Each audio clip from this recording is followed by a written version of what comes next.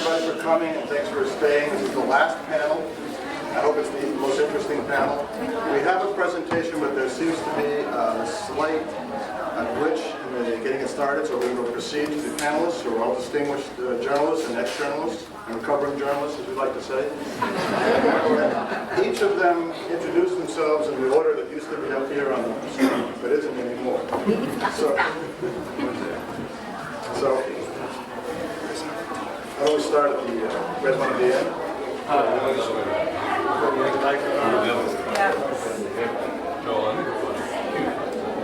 Sorry? 5.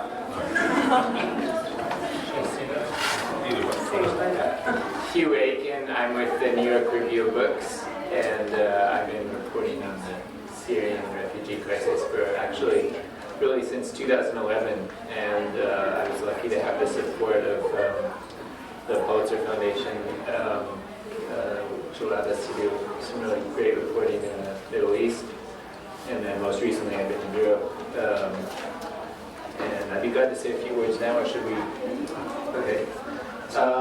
I guess just to give you an idea from a journalist perspective, I think the refugee issue is, in the abstract, it's one of the hardest stories to write about because it's a recurring story. There's always a refugee crisis somewhere. It's sort of faceless. It's large numbers of people, large amounts of suffering, and there's a kind of timeless aspect to it, that everybody has a story of suffering. It could be sort of anywhere. It's a war, and it's very hard to have a local context that is meaningful to make this story different than the other refugee story we read, another big number. And so I find it, as a journalist, very challenging to write about. The second issue that goes with that is I think we have a lot of assumptions. We, as I mean the lay public, I think I have a very informed audience today, so I don't mean you, but I think that your average newspaper reader, magazine reader, television watcher thinks of refugees as people in camps. Refugees are in refugee camps. They are poor, don't have much education, they are often from underdeveloped parts of the world. These are sort of, I'm making stereotypes here, but this is what is put across often in the media, and you have to go against this to really make the story real. And the third issue is, as I said, this timelessness. That how do you put a refugee story in the context of a war that is unfolding, has a beginning and end, causes, effects. And I think the Syrian case is such a terrible but beautiful example of this problem of the telling the refugee story. Syria in 2010 is a net refugee receiver, one of the leading countries hosting refugees, has a huge population of Iraqi refugees, has Lebanese refugees, has Palestinian refugees. So this huge irony that 3 years later, this country that is this fabulous mosaic of different ethnicities, backgrounds, religions, explodes and itself becomes the leading cause of refugee flows in the world. So there is a history, and in fact that history of the cosmopolitan history of Syria plays into the later crisis where it becomes a sectarian conflict, and the sectarian divide is part of the refugee story. So that it matters, not that just that you're a Syrian refugee, it matters that you are a Palestinian Syrian trying to go to Jordan, which doesn't want Palestinians for historical reasons, or that you are a Sunni Arab refugee going to Lebanon, but maybe going to a town which is controlled by Hezbollah, which is of course sending its own sons to fight for the regime affiliated with the Alawite regime. Or if you are a Syrian Kurd and you go to Iraqi Kurdistan, well, there are complicated historical divisions between the Syrian Kurds and the Iraqi Kurds. So all of these issues make the story much richer than simply a story of of human suffering, and it's so important to put these things across. And so these were some of the issues that we tried to get at when we were reporting in the Middle East, and to tell these stories to a Western audience, to make them meaningful, and to explain that they did have a history, that there was this moment in 2011 when 10,000 refugees suddenly flowed across the border to Turkey. This was the beginning of the refugee crisis. Where did it start? There's a town in Idlib in northern Syria where armed conflict for the first time happens. You have an armed uprising confronting tanks from the Syrian military, and this, for the first time, this armed conflict is connected to refugee flows out of the country. So you can make an immediate connection if you look back and try to figure out, where did this start? It starts with armed conflict. It starts with this new kind of sectarianism that emerges in the conflict, that is stirred up by some of the participants in the conflict. And the victims are the refugees. And then you fast forwarding to 2014, we did a big story in 2013 trying to give this global picture of the conflict, and at that time it seemed like everybody was talking about refugees. By 2014, refugees were not even on the front page. No one was writing about them. Everybody was concerned about ISIS, and it was this sort of forgotten problem. In fact, right up until the moment that the European crisis emerged this summer, the media was not, I'm thinking of the American media in particular, was not really writing about the refugee crisis. We did a kind of postscript to our piece from 2013 over the summer, and the theme of the postscript was, this was the forgotten crisis. And I mean, it was so ironic. Weeks later, this suddenly erupted. What made it erupt again in August of this year was, of course, Europe waking up to the fact that there were hundreds of thousands of Syrians coming into Europe. So I think from the media, it's a very hard issue to crack, because it comes and goes. It's very hard to sustain interest in it, and to do so you have to keep going back, you have to keep looking for the causes, the effects, how does the history unfold. And I'm just going to say quickly, sorry, I'm taking too much time here. The final sort of stage of this right now, the European crisis, itself has a whole set of issues that were completely new, which were that Europe came to this crisis with its own problems. And that was, there was this big migrant boat issue of boats coming from North Africa, which preceded the Syrian crisis. But I think if you look carefully about how the media was spinning the story in Europe, they were talking a lot about migrants. The reason why they were using migrants rather than refugees was because that was the paradigm that had been put forward to the public over the months leading up to the Syrian crisis this summer, because these were North Africans coming by boat for a variety of reasons, some of them for economic reasons. Many of them were also refugees fleeing war, but the European paradigm for understanding that was, these are migrants, these are economic migrants. So this new influx of Syrians was very hard to sort of separate from that, and I think it's important to understand that that's part of why it's been so difficult for Europe to grasp as a collective response to dealing with that issue. There's a rule in journalism that when someone uses the word paradigm twice, it's time.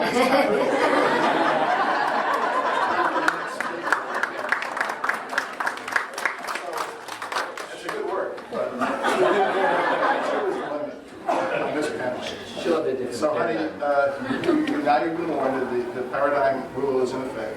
I won't use the word. So please, that doesn't mean you can avoid it and just keep going. No, I actually want to thank you for, giving a more elaborate view of the Syrian refugees. Stand up. Stand up.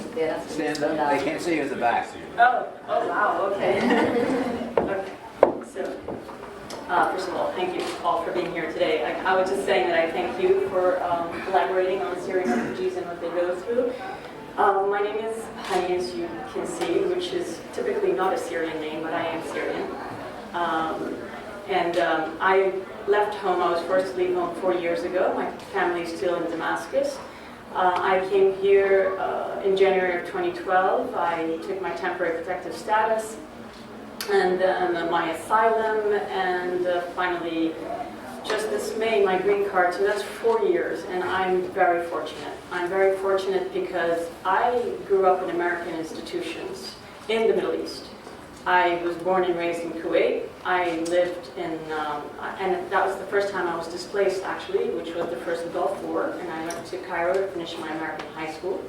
Went to post-Civil War Lebanon in the 90s to do my communication media undergrad at the Lebanese American University.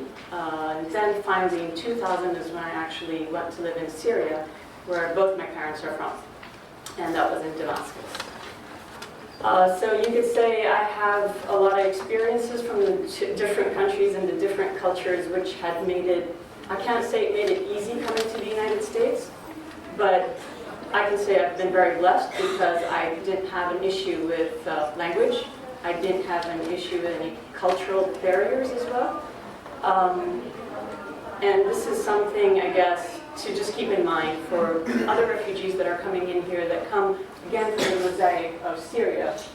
And this is not to say that Syrians are not educated, on the contrary. They're very educated. In fact, there is more than 80% of Syrians did go to schools in Syria, and my Syrian friends who are here, please correct me if the number is higher or lower. So in Syria, I was a journalist for over a decade. I was a radio host and producer. I was forced to leave because everything became state-run in the media.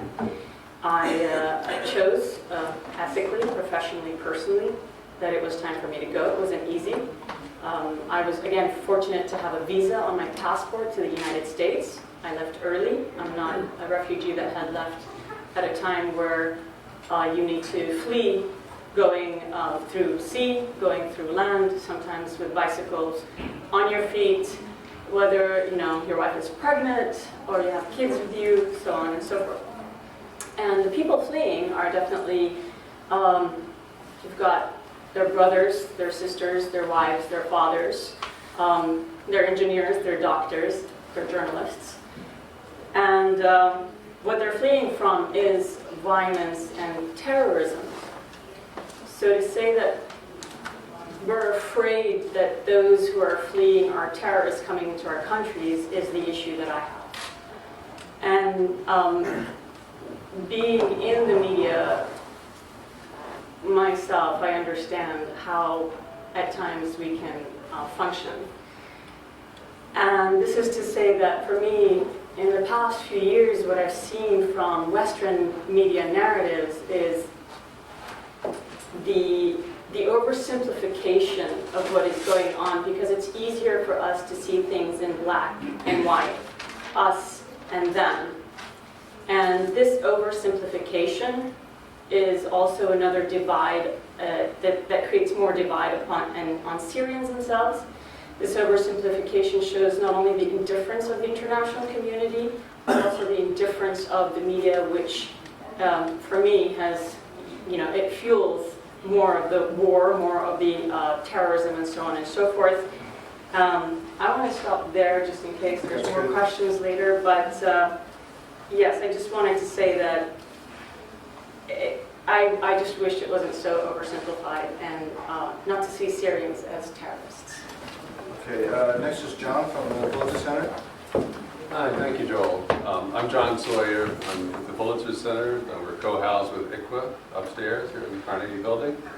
I want to thank Ed and ICWA and IOM for putting this conference on. This is a really important discussion, as Ed said, and we've had such great presentations today. And I'm really struck by how rational, fact-based, and thoughtful, contextual that the presentations have been here today, and I think about how much in contrast that is with the misinformation, the prejudice, the hatred, just rank ignorance that characterizes so much of what we're hearing on this subject in our politics, and too much, I think, in the media, as Honey's just said, and the oversimplification, the stereotyping, the caricaturing of this issue. So I think it's really, really important, the communication media part of this, and trying to do it right. But I also want to talk a bit about our own perspective at the POLITZER Center and why we think that it's the media is very important, placing stories, getting good journalists like you to go out and report on this is so important, but so is taking that discussion beyond the news media, taking it out into groups like this, and looking for opportunities to talk about these issues. And that's become an increasingly important part of what the POLITZER Center has done. And then things like the film that we saw a bit of at lunch that Brandon and Craig Renault produced, that we commissioned for the New York Times on the Central American migrants coming through Mexico. And that's the first of what we anticipate will be a year-long series with the New York Times that we're funding around the world, looking at what we think of as the human face of the migrant and refugee movement and how people are responding to it. And it's our hope, not only through using venues like the New York Times, but then taking that content out to schools and universities and getting discussion about it, getting people to think about some of the deeper issues here. So I want to talk a little bit about Syria first, and we've done the work that Hugh was just describing is featured in the ebook that we produced earlier this summer, and Hugh's absolutely right. We produced it. We've been doing about 7 or 8 projects on Syria in the last couple of years, different journalists, and for most of that time we felt that we were trying to get attention to something that was not getting a lot of coverage. And then suddenly, about the time that this book, the ebook, came out, there was an avalanche of coverage because of what was happening in Europe.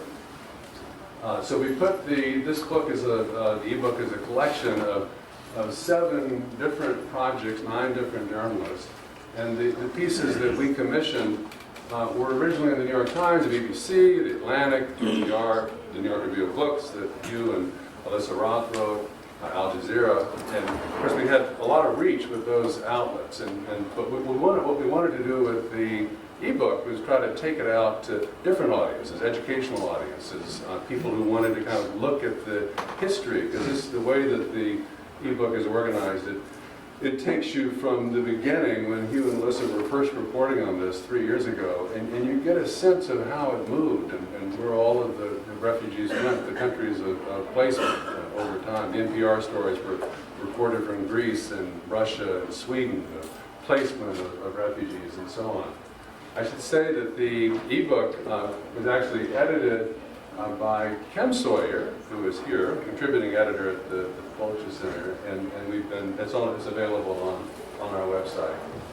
We also do a lot of social media, so that we push the book and the stories on Facebook, Twitter, Tumblr, and all those types of outlets to try to get more people engaged in it. Another thing that we're doing that is a little bit different, a little bit more novel than the social media, is through our education programs, and we've created something called the Lesson Builder, which is an online curricular tool that uses it's like a search engine that uses all of the reporting that's on the POLITZER Center website. We're now 10 years into our work as a nonprofit journalism organization. There's something like 8,000 or 10,000 pieces of content that we've produced over the last 10 years. Lots of video, lots of print reporting, audio reporting, and so on. It's all on the site, and this is a way that if you're a teacher or you're just an interested person, you can go to the Lesson Builder, type in Syrian refugees, and you get all of the content that we've done, and you can quickly choose it,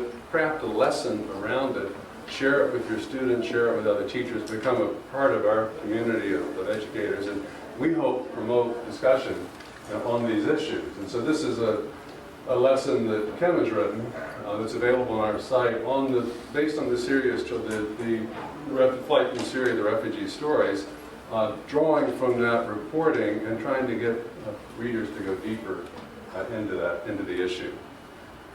We also take the journalist out to as many events like this as we can. We have something like 23, 24 universities around the country that are members of our campus consortium. And we also have about 120 secondary schools, mostly in Chicago, St. Louis, Philadelphia, DC, and New York so far, but we're growing that all the time using these online resources. But we do something like 400 or 500 events a year with journalists and going out into, I skipped ahead, sorry. There we go. My clicker's too fast. These are some of the journalists that we've had go out in the last few months to talk about refugee issues. And most of them are professional journalists, but we've also had student fellows who've worked with us through one of our campus consortium university partners who've done reporting, such as Rodrigue here from LaGuardia Community College reported on the African experience in Paris, and so he was presenting his work on that. This is, again, these are some of the consortium members. And lastly, I just wanted to mention another project that we're involved in that touches on this issue. And again, it gets at the idea of trying to humanize this and trying to get people to think beyond stereotypes. We've been the education partner for Paul Salopek's Out of Eden Walk, and I don't know how many people here are familiar with the Out of Eden Walk is Paul's project. He's a 2-time Pulitzer Prize winner. He's walking around the earth. He's like 4 years into this project. He's now getting ready to cross the Caspian to go to Kazakhstan. He started in the Rift Valley in Ethiopia. He had the experience. He's had 2 cover stories in National Geographic so far along the way, and multiple other stories, different outlets, and a lot of coverage of it. We've also been working with him and many of our partner schools and universities to engage his content. But 2 years ago, he was in Jordan, and he literally walked into the beginning of the refugee crisis at the early stage. And then another year passes and he's walking across Turkey and he's in the Turkish refugee camps. And so he experiences again, and he wrote this wonderful, poignant, sad story about putting what was happening right now on the plains of Turkey, the Syrian-Turkey border, in the context of sort of millennial movement across time. This is a part of the world where there's been a lot of movement back and forth, empires rising and falling. And you see here where he's going. This is the route that he's planning to take, eventually get down to the tip of Patagonia in about 5 more years if his knees hold out. But the lesson there, which we emphasize over and over again in our schools outreach, is that mankind, we've been on the move forever. Migration is a normal process, and we need to think about it as a normal process. We need to get beyond demonization, and I think we need to get that lesson out in as many ways as we can. The New York Review of Books, Al Jazeera, the New York Times, those are some venues for it, but so are our own conversations. And we have an apartment in our basement, Ken and I, and we rented it to law students for the last 10 years or so. And we have the current tenant arrived in August, and Camille is from Paris, but his grandparents immigrated from Algeria, so he's a French Muslim. And I have just been dumbfounded by imagining what this young man's experience coming to America, witnessing what he's witnessed, what he's heard, and what he's seen and listened to in our media over the last few weeks. And me trying to tell him that this is not representative of our America, what I think America will be, and this is a moment, it's a bad moment, but it will pass. And the one reassuring thing for me is that Camille, he's their typical 23, 24, he's amazingly resilient. And he's telling me that this is crazy and it will pass, and we in Europe will come to our senses. But that kind of conversation is really important. So I'll leave you with that.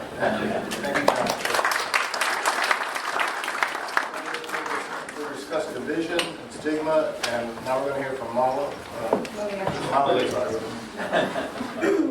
Thank you all for being here today, and thank you very much for ICWA and IOM for putting on this conference. It's been really educational for me as well.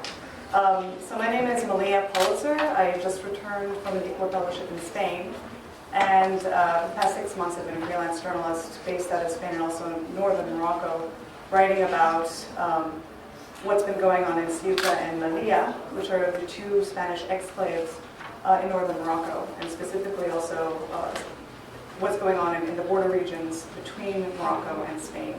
Because Spain, because of those exclaves, is the only European country that actually has a land border with Africa. But the point I'd actually like to draw at this conference is I'd like to talk a little bit about the ongoing media debate about whether to use the term migrant or refugee. And I think we need to think very critically of when we use those terms and how we use those terms, and also not just when we use it, but what the story we are using, the story we're telling by saying migrant or refugee. And I'm going to kind of use some case studies from Spain to illustrate this point. There's been a tremendous amount of media coverage in the mainstream media, El País, El Mundo, La Razón, El Periódico, about the situation of Syrian and Iraqi refugees as they come into Europe. And I think the coverage has been overall very good, in that there's a lot of background information, there's a lot of stories about conflict, there's also a lot of very human stories and profiles as people make their way to different countries in the continent. But this is in direct contrast to Spain's coverage of what's going on in their own exclaves, in MALIA. Since 2014, there's also been an exponential increase in the number of people who've been trying to get from Morocco into Spain via these, basically this fence that is around the border there. And mostly the way it's been done is people kind of, in groups, like 100 to 1,000 people, will rush at this fence and try to crawl over it as quickly as they can to get to the other side, because they know that once they get into Spain, they should be able to ask for asylum.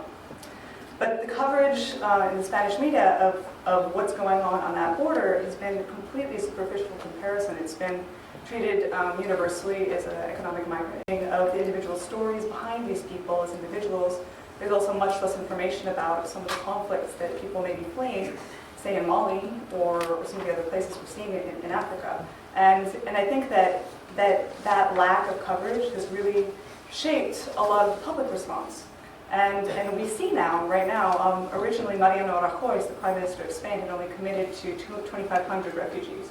But because there's been so much overwhelming pressure to accept more, he's had to raise that to 17,000 and has agreed to process up to 20,000 applications.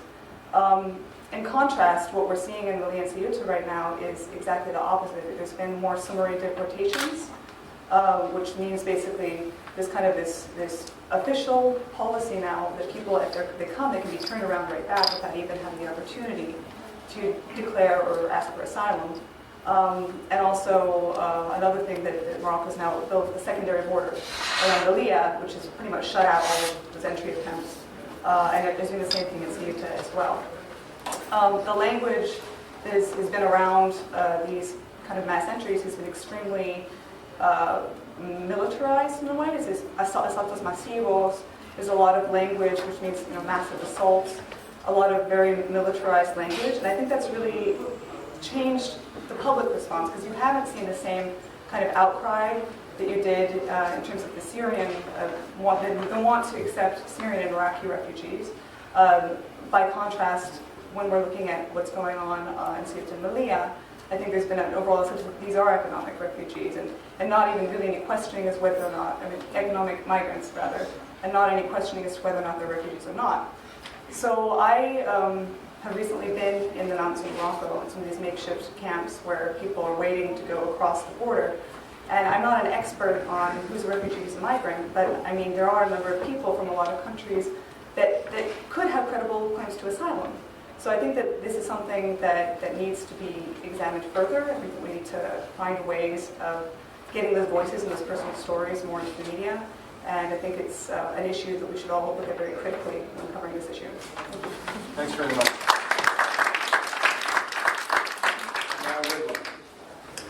Thank you for having me. Thank you for putting this on. I think it's been really beneficial and getting a wide range of people from different walks to kind of address something.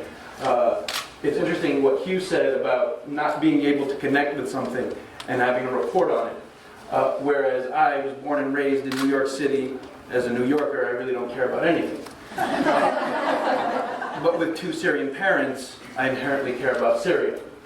And all growing up, we see the Iraq War, and you go, that's not us. You see all these other wars and all these other subjects and all these other countries go through the hell that they went through, and it's not us. It was far away, or it felt far away because it wasn't us, even though it was really close. And then, interestingly enough, my background was a photographer and a filmmaker in the music industry. So I did a lot of music videos and that kind of thing, and then I was blessed enough to get approached by Islamic Relief USA a nonprofit organization here in Washington, D.C., who wanted me to become their creative director, to kind of head up their media team and all of that. Interesting enough, that was 2011. And almost instantly, my first trip, if we can get the slideshow up, my first trip was to Palestine, and then my next trip was to Jordan and Lebanon to visit Syrian refugees. So instantly, that flip of having something being distant and not related to came a whole lot closer when it was my people. It was my people who I was visiting. It was people that looked like my uncles who spoke the same language. I was blessed enough to have been, taught Syrian Arabic by my family. So, am I not clicking? It's not that. Okay, there we go. So this young gentleman, Mohammed, is living in a leather factory in Lebanon. Their family fled, and they had to settle in a leather factory where you could walk in and smell the stench of the hides being processed and chemicalized. And we would go from house to house and from place to place, and we'd visit these families on my first stop. And you'd realize this little girl has a bullet in her back and she's paralyzed. It gets a whole lot closer to home. And then I jumped over to the next year. This is in Iraq, in Erbil, in Kurdistan, where you're meeting Syrian Kurds and other Kurds, Iraqis who have dealt with this for years. And I had an Iraqi tell me something that I would never imagine. He called me over, he said, "I want to say thank you to you. Are you American?" I said, "Yes." "No, I'm Syrian." And he said, "No, you're American, I can tell by your accent." And it's as if he had practiced this story in the mirror a million times. He said, "I want to say thank you to you. Thank you for destroying my country. 10,000 people died every day because of you."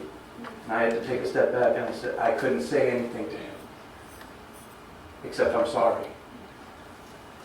That was my experience of bringing Iraq closer to me, and then having the Kurds tell me that we were persecuted and killed, and we ran away to Syria, and now we're coming back here, and we're getting persecuted and killed. The whole subject about ISIS is funny to me, because I went to Iraq, and I looked, and I started asking people, what's the deal? I want to know. This isn't even the first story. I just want to know, what's the deal? They looked me straight in the eye and said, "I don't know my neighbors from my family, from my enemies. We have no clue anymore. People are being," and I said, "Why?" They said, "People are being killed for no reason whatsoever." So they don't even understand why.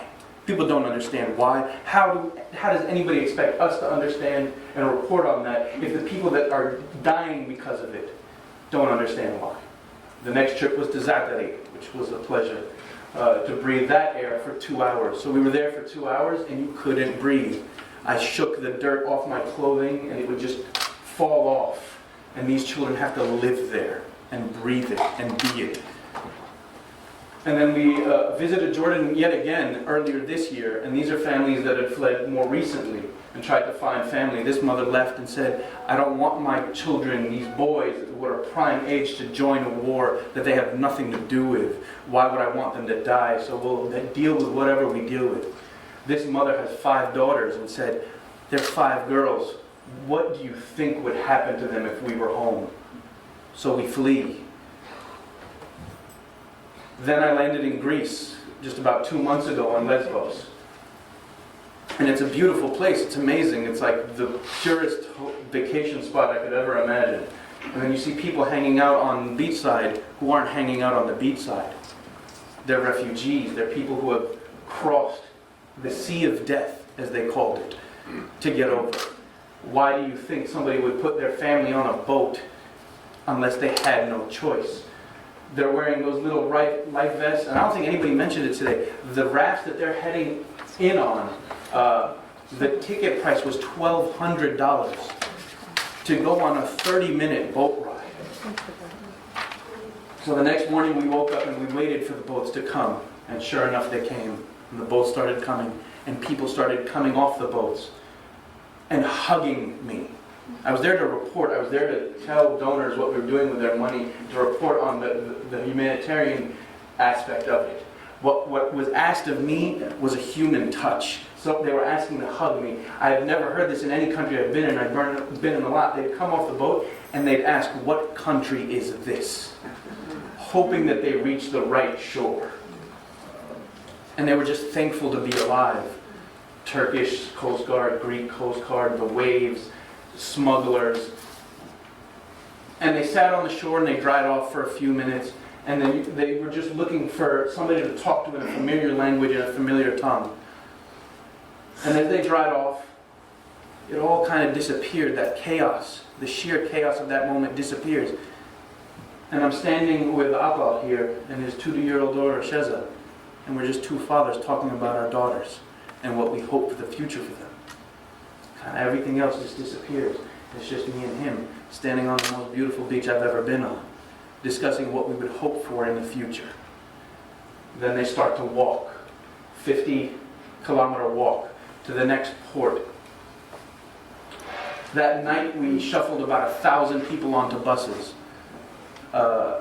Syrians, Iraqis, Afghans, Somalis, Eritreans, everything.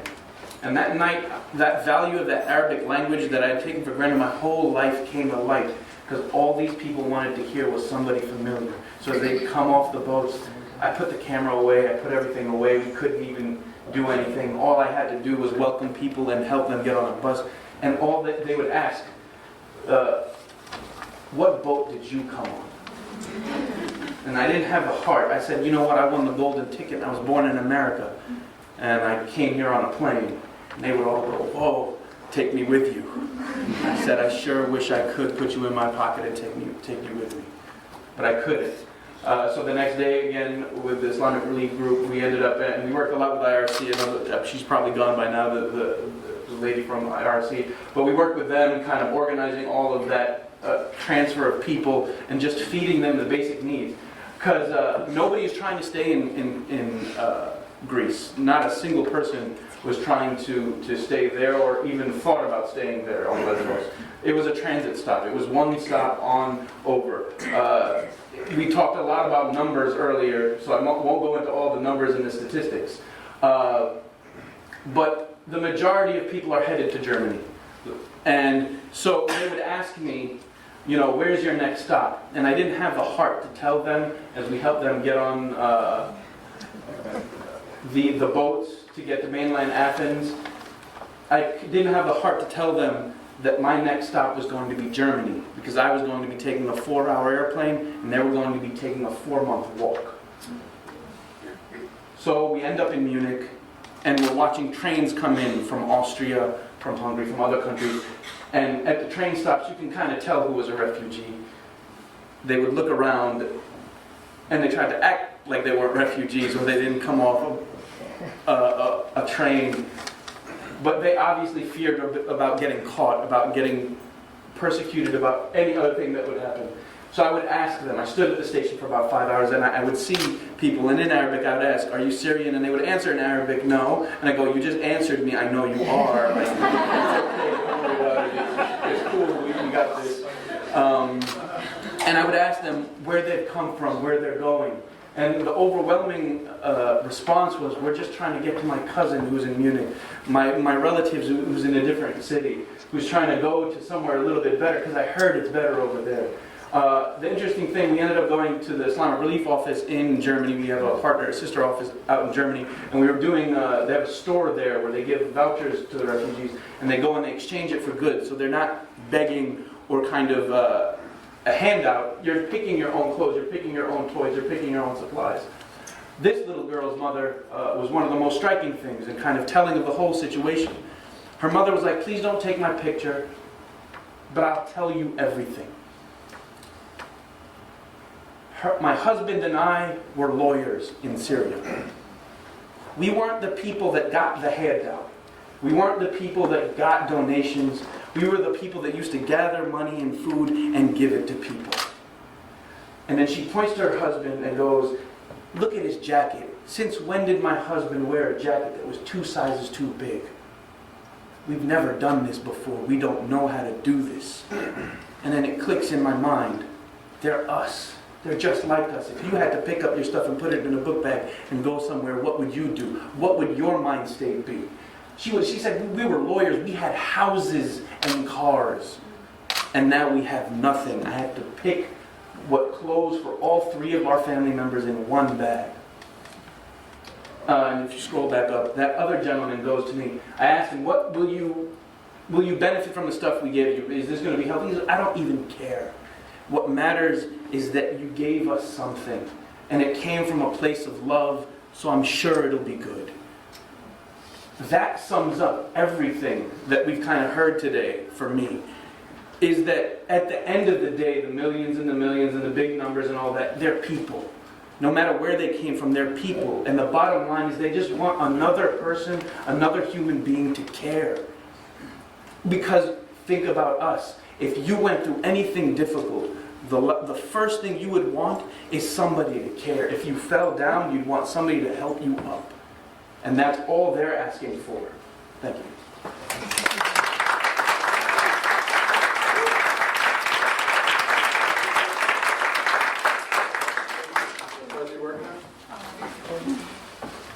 I think that's extraordinary. Everybody was wonderful. I think what it comes to for everyone here was the media's search for the human connection as much as possible to share with readers. I'm with IOM now. I used to be a journalist. I used to cover migration all over the world at the Wall Street Journal, and now I'm in the more like FRIDWAN. I'm in sort of more in the NGO world and in making some of the same journeys he made this year. I was in Serbia, and I just came back from Beirut this week. But what's changed for me, I don't know if it has for you, but in journalism you're taught to be arrogant and to be authoritative and to know that you're so smart that in 800 words you can explain everything that's going on in this human tragedy and satisfy all your arrogant, stupid questions. By midnight, usually so they can make deadline. And what I do now, I sit with people who like Luca, for example, who've been experiencing resettlement and migration issues for their entire careers, and the last thing they have is arrogance and authority and the understanding that they know what to do. They're baffled. They don't know what to do. Every challenge is overwhelming, and they persevere nonetheless. So I've learned something about the swagger and the arrogance of a journalist and the humility of not being a journalist anymore. So it's an interesting thing. I'm the impression that in Germany particularly, over the last 10 years, because of the Turkish migration into Germany, that they had a population that didn't integrate easily into the German culture. And that is a problem for many Germans and for the government. Now with this influx of possibly mostly Muslim immigrants, do you see that causing more problems looking down the road, or do you feel that the Germans are going to be able to accommodate this influx without bias towards that ethnic group? I mean, the statistics and the information we got from our sister office in Germany was that the reason they were so accepting is they need about 1 million in skilled labor. So they view this migrant influx as the workforce, basically. They're skilled labor. On the flip side, the refugees who are coming are saying in large amount, we'll work. We just want to understand the system. We want to understand the banking system, how to save our money, how to use our money, how to buy homes, how to invest in homes. Just teach us the language. So one of the programs that Islamic Relief Germany is looking into is integration into German society, language skills. The refugee camps in Germany are some of the nicest I've ever seen, because they're very lax in terms of letting people come and go as they wish. Providing food, so it doesn't seem like it's oppressive. It seems like there is an effort to bring them into society, and the large Turkish community is actually, for Islamic Relief at least, is that donor base, is the complete donor base. So the Turkish audience is integrated in society in such as they're a large, powerful group with money. So they can. And they see this as part of a problem that they can help solve or help be a part of. So unfortunately, it seems like it caught everybody by surprise that they're showing up. But now that's the steps that they're taking is to see what is needed, and what can be done to kind of fill the gaps to help the refugees coming in and integrate them into society, and actually have them, as one of the earlier panels says, be a benefit to that society rather than a detriment. I think all that's true, and I think Bob's point is also true, that the history of the Turks in Berlin and Germany have not integrated well. And that's been a point of tension for 25 or 30 years, and it's a point of tension going forward. I just wanted to add to FRIDWAN as well that, and this is not just, I'm not being biased because I'm Syrian, but like, we're very entrepreneurial. And in fact, if in the Middle East, since we all kind of know each other in the Middle East, a lot of people would say, you know, when you send the Syrians back, they're going to build their country in like no time. Because they're craftsmen, they're entrepreneurial, and education is so important for them. Today there is, I believe, 450,000 refugees who are university age between 18 and 22. And I think 100K of those are eligible for university, don't have the money to do it. And I think part of the integration is education is very important. Economic power, empowerment, and education are two very important things, especially for those who are always thinking about national security and terrorism in that sense. I think once you give people opportunity, especially Syrians in particular in this situation right now, who are the lawyers who, you know, just had to go and flee. I have friends who did take the C option, who some were poets, some were authors, left their kids behind until they were able to actually reach to Germany through Italy and so on. But I'm hearing from your rationale for the Syrians integrating themselves into Germany. But the Germans that I have talked to over the last few years have presented the Turkish population and the ability to integrate into German society in the workplace. So what you're doing is okay. You're rationalizing why Syrians are going to work and contribute, but it has not been the history in Germany, to the best of my knowledge, in the last 10 to 20 years. Well, it's changed. I mean, the Germans, I think, admit that it was a slow beginning, but they really made an effort, I think, in the last 10 years to reverse that. That was my question. Another question? My name is Andre Whitcomb. I'm coordinating the State Department of Open Government Plan. I'd like to thank you for a very heartfelt, touching presentation about how people make a difference and that you need to get their stories out and engage. And you're publishing those stories. But I'm wondering about the engagement. Are the journalists using social media to actually have conversations online with the public so that these stories aren't just going out one way via the media, but that the conversation and humanity of these people can be heard by a real conversation? It's an open question, but Hugh, you want to feel like? Sure. Well, I guess I would say one way you can do that is by following the story over time. So I know in my case, I mean, I've come back to the same people that we followed from their initial flight into a neighboring country. being in Syria. But I feel that that's, you know, that there is actually a two-way conversation. Whether the Syrians are having it or not, it depends where they are on the road.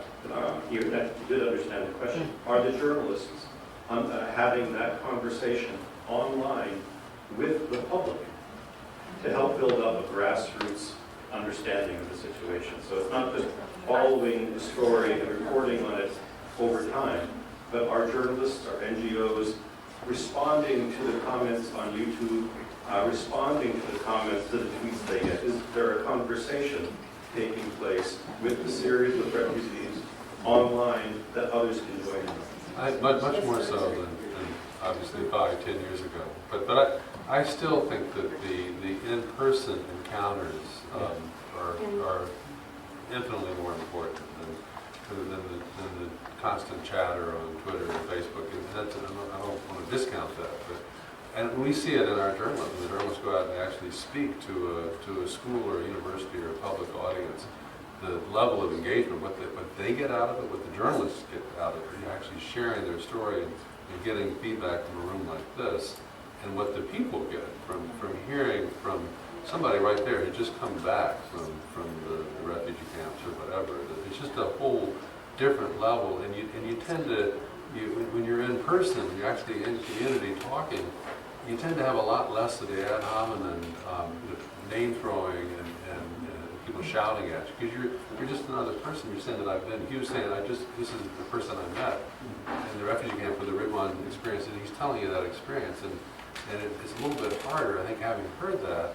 I hope for the member of the public to go out and then demonize people like FRIDWAN. I definitely agree. I mean, I do quite a bit of public speaking and speaking to youth groups and colleges and that kind of thing. And it definitely, I do get people afterwards, wanting to know more how they can help, how they can be engaged. It's so funny that that's the photo that's up. I got a friend request from him last week on Facebook. So that, I mean, it is it's a three-way conversation because he's in the conversation. They're all, the refugees are connected. They're not disconnected. Well, there are migrants today that start Facebook groups based on the 12 people that were in the same smuggling unit. Yeah. And they become friends for life, but they share with journalists. It's like Jack Kerouac writing to Neil Cassidy way back in the 50s. This is how we crossed Panama. This is what happens. We all got arrested in Nicaragua. Then they released us after a hunger strike. And this becomes part of their collective history of these 12 friends and their wives who also probably came on the same route. And journalists are more and more dipping into this and finding extraordinary tapestries of what average people just like themselves, really from other cultures, are doing to become European, to become Americans. And NGOs are obviously using it as well to find out what's the latest and where are the bottlenecks, where are the criminal gangs acting.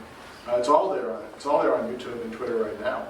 The one way that we kept track when we got to Germany to even find out where and when trains were coming in was through a WhatsApp group. Yeah. It was through a local WhatsApp group of people saying, let me get you in contact with local, Syrians who are here that can tell you when trains are arriving and when you should be at the train station. I mean, that's definitely two-way. And then I was dealing with some Dina from AJ Plus, and she was tweeting like, where are you going to be? When are people arriving? Where are people going? And they were following a different group. So it's definitely a two-way conversation. Where are we at with time? We can have other few questions. 10 minutes.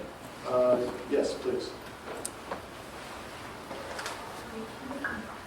Hi, my name is Kendall Flanagan. I work for an NGO project based out in Virginia, and we work in international healthcare. And so I just wanted to ask, we've had a few medical volunteers on the border of Greece and Macedonia dealing just providing basic care there to help the refugees.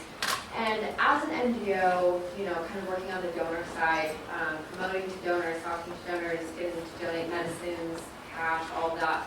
I wanted to know if you guys had any advice for the NGO world on how can we promote our stories from the medical volunteers? How can we kind of reach, not just on a personal level, but on a broad level as well? But kind of what's the message that donors are looking for? Interestingly enough, after I did my tour in Greece, we actually sent 6 volunteers with a staff member to do another tour. And then actually we're sending a tour, I think in 2 weeks. And then for the next 3 months in Lesbos. So we're doing multiple tours in Lesbos with, and every time I speak I get people coming up saying, how can I go? Like the number one question is, how can I go? I want to go. We don't necessarily want to encourage people going over there and not be, they're going in 1 month chunks actually. So it's not a joke, it's not a stop off. One thing is reporting honestly. Like I won't take a picture and report on it unless there are people that we are actually helping. So I won't say that this refugee is somebody that we are directly affecting or that our supplies are affecting. So interestingly enough, when in an emergency situation like this, I actually have petty cash with me so that I can, if it's a food distribution, if we find a local partner that can do the food distribution, and then that's what I'm filming or that's what I'm documenting, because I'm not going to fabricate a story to say that we are doing this work. So the most important thing is actually doing the work and being on the ground and actually doing the work. And then it's reporting on that. So it's not the other way around, just going out and saying, we want to report on it, and you're not actually doing the work. So the first thing is actually doing the work and having the partners on the ground. And if you don't have the capability in that place, it's finding the partners in that place. And the most beautiful thing about Lesbos was, it was people who came from Austria, from Sweden, and you'd ask them, why are you here? They go, we're here to help. And they're on voluntary, on vacation, just there to help. And they don't have any funds, they don't have any means to do anything. So the best thing to do is to help those people. IRC is there, I know we're still there, I know that UNHCR is running the camps. So there are quite a number of organizations there. It's finding those organizations and working with them, saying, how can we help, what can we offer? It was French doctors, there's French Doctors Without Borders were there, but they didn't speak any Arabic, so we were literally translating from English to French to Arabic and back and forth, multi-directional. And that was a service that we were getting. That ended up being one of the services that we're providing is human power. So it's actually finding what services you can provide and then finding an outlet for that and then reporting on that. And then it's truth. Then you can't, there's nothing better than truth. I just want to add to that, and it's a good example for most of the panel here that had shown on the screen. Weaponize your data with imagery and emotions. Because this is what the media does. It changes mindsets, social behavior, so on and so forth. With political dogmas as well, that they do that using the media. And when you do that, I think just seeing numbers, they're still the them, they're still the numbers.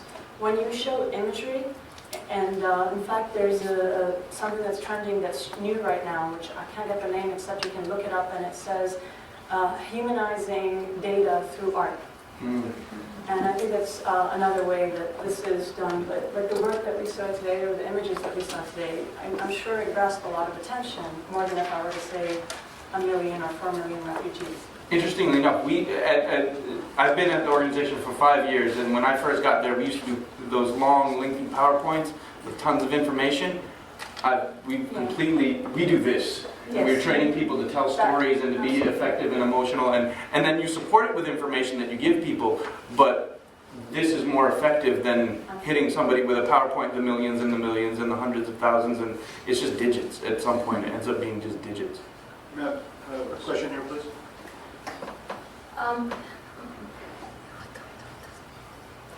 My question is, why has no one today talked about the elephant in the room, Donald Trump? We feel there's enough talk about him. He doesn't care about any of them, and they don't care about him. But that's not the point. Why doesn't the media tell everybody about all the lies? They do. He's shameless. He doubles down on the lie. Sorry? He's shameless. He doubles down on the lie. I mean, the media does tell that. Well, and what about Congress? What about it? I mean, we're sort of stuck, and nobody talks about Just that. vote. Yes. All you have to do is vote. It's so simple. Just vote. And they'll go away.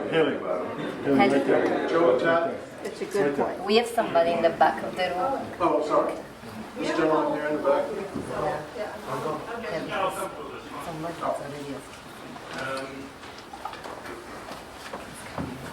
Hi, my name is FRIDWAN. I'm executive producer for our news channel. Being here in America, just add a question to Hani. I'm sorry, you can't answer.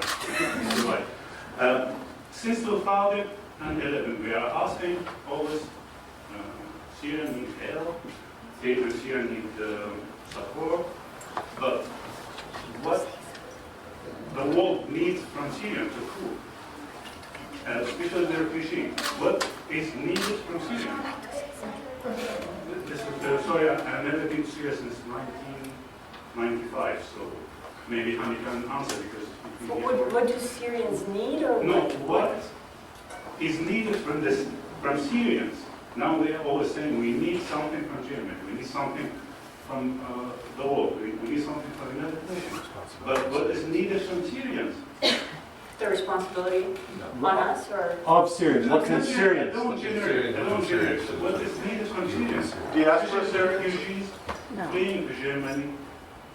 Half of them, we obviously know they don't need help, just they need better life. We have a huge number coming from Gulf area. They left their jobs in Emirates and Dubai and Saudi Arabia just to flee to Germany to have citizenship. It's obvious. Why? Thousands of people dying and they need help inside Syria. Yeah. So what is needed? If we need, we are talking, the lady said about the media lying, about Trump, whatever. The media is lying that, let's face it, millions of people inside Syria need more help than people fleeing. Sometimes. Well, including my parents, sorry. It's okay. yeah, more than half the population is displaced, and you can mix that up between internally displaced and externally displaced. I believe at this point, whether you're inside or outside Syria, because I still have family friends inside Syria as well as I do outside, and I know all the different routes of the people that had to take those routes to leave. There's not a Syrian today, forget this, forget the makeup, that is not suffering. There isn't one. I mean, hold on, sorry.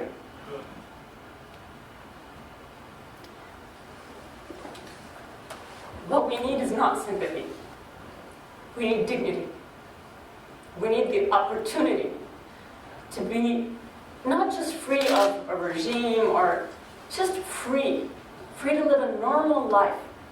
When people are fleeing, they're fleeing out of the violence and terrorism that they have to face there, be it a regime or be it ISIS or whatever radical terrorist it is, because terrorism is not just Islam.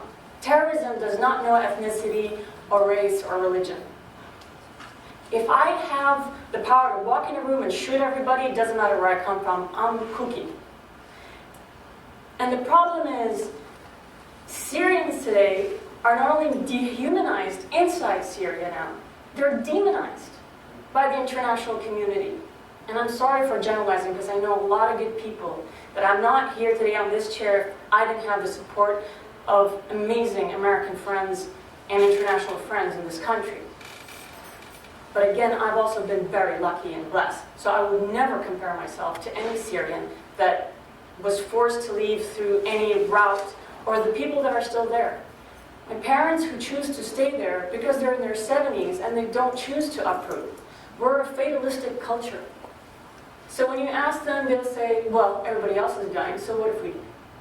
If I die in the States or if I die in Syria, no, I'd rather die in Syria. This is my country, I know my people. My mother is a gallerist, my dad is a photographer, my sister's an art director. They're not really working now, they're living off their savings. But they go to work because it seems real. And it's not. And when I have a sister that's WhatsApping me all the way from Damascus saying, oh, I missed it in 50 meters, I'm going back home, and that's a bomb. But she's kidding about it. Syrians have adapted and they shouldn't. Whether they're inside or outside, we all need one thing. We need normalcy now. We need the violence to stop. If you want the influx to stop, stop the violence there. That is the solution. But will it happen? We don't know. This is a revolution that's been hijacked by proxy war. So what Syrians need is, they need to be dignified. They need the freedom. They need to feel that they are human beings. Because they've suffered a lot, and they're suffering more to prove themselves that they are human beings. I have a feeling you guys are going to...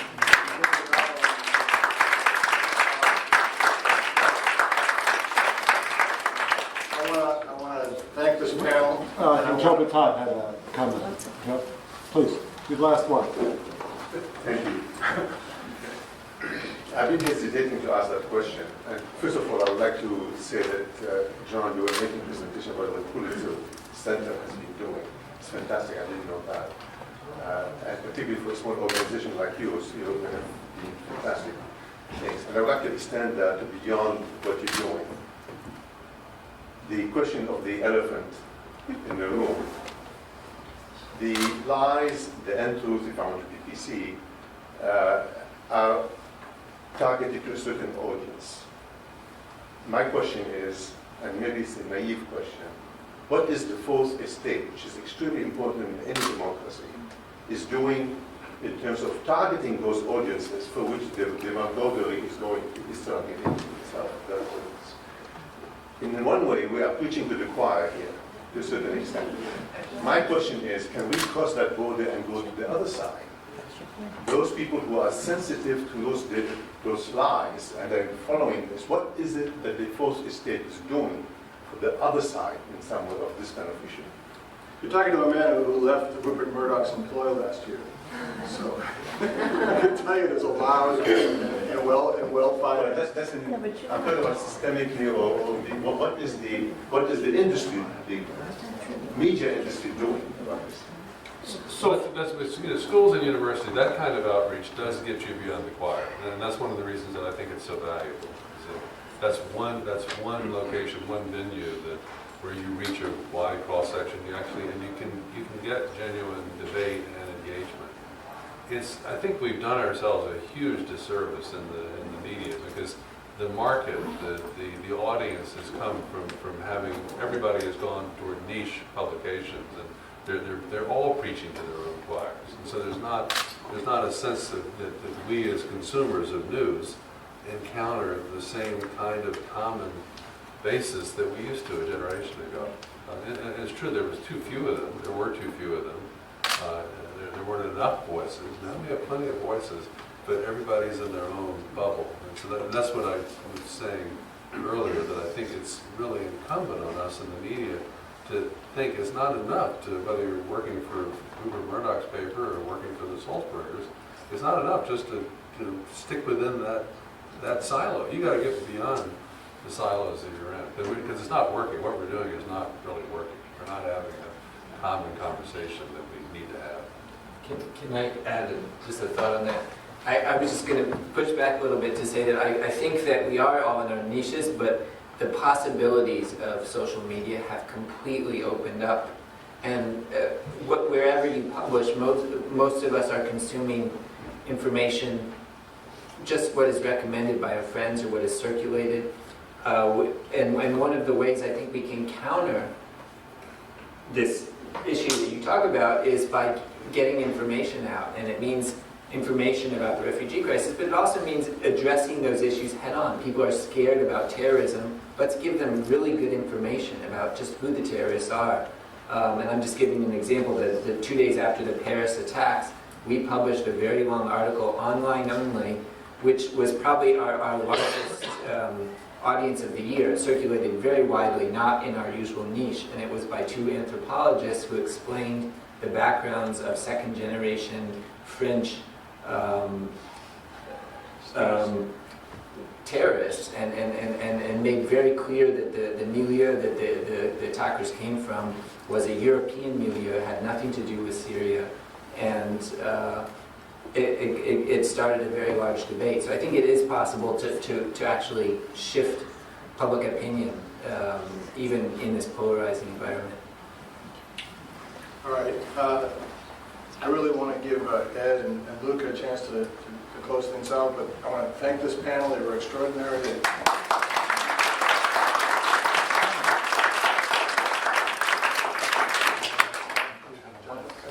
I found myself quite moved by the presentations here and the images, everyone.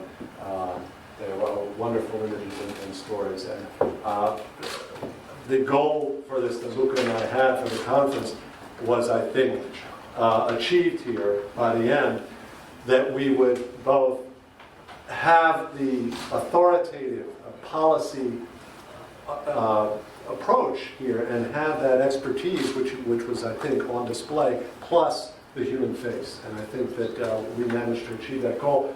And Luca's mention of the Kosovo crisis, 1999, I also remember that, and the question of resettlement and the ability that I had at that moment as head of a refugee camp to get a few exceptional cases into the U.S. resettlement program, a few exceptional cases of Kosovar Albanians who still phone me to this day to thank me for getting them here to the United States into a new life. In addition to thanking our panelists here, all our panelists, again, I want to thank Luca and his team at IOM for the wonderful partnership that was on display here today, to our hosts again at Carnegie, and last but not least to all of you for coming and for staying throughout the day. Thank you all so much.